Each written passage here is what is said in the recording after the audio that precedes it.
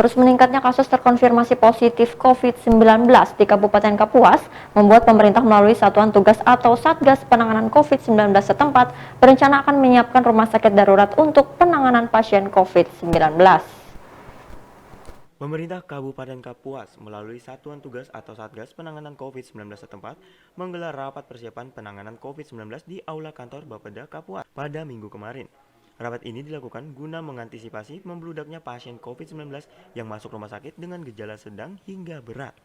Dalam rapat juga terungkap bahwa pemerintah Kabupaten Kapuas akan menyiapkan rumah sakit darurat.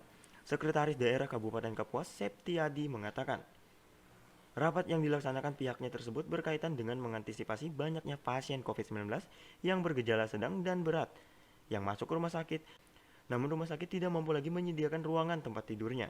Kemudian, apabila pasien COVID-19-nya mengalami gejala ringan ataupun tidak bergejala akan ditampung di perumahan penampungan isolasi NSD yang sudah disiapkan oleh pemerintah daerah setempat.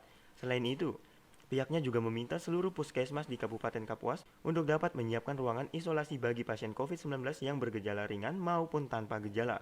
Rapat kita hari ini kan ada dua agenda. Satu, kita mengantisipasi kalau yang terpapar COVID dengan kategori sedang dan berat ini bertambah.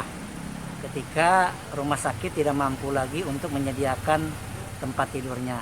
Maka sesuai dengan rapat tadi, opsinya adalah di hotel dengan melengkapi sarana prasarana maupun tenaga kesehatan nakes. Lalu yang berikutnya, agenda tadi juga kita akan menyiapkan tempat kalau kemudian yang terpapar kategori sedang, yang ringan dan tidak bergejala itu tidak mampu ditampung di NSD. Nah, tadi opsinya satu, seluruh puskesmas yang ada ya, yang 82 tempat tidur itu akan kita optimalkan untuk menampung mereka-mereka yang terpapar COVID dengan kategori tidak bergejala dan ringan. Sementara itu, Direktur Rumah Sakit Umum Daerah Dr. Sumarno Sustrawatmojo, Kuala Kapuas,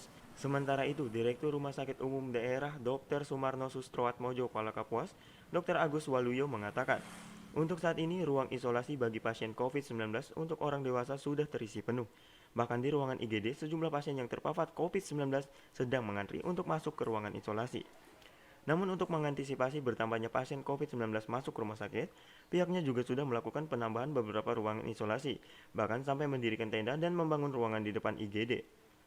Kondisi ruang isolasi di Rumah Sakit Dr. Haji Sumarno Kuala Kapuas pada saat ini memang untuk ruang dewasa ini sudah terisi penuh, bahkan sekarang di IGD sudah antri menunggu untuk masuk. Terkait dengan hal tersebut, kami berupaya melakukan penambahan ruangan dari beberapa hari yang lalu, yaitu 2 ruangan dengan kapasitas 7 tempat tidur.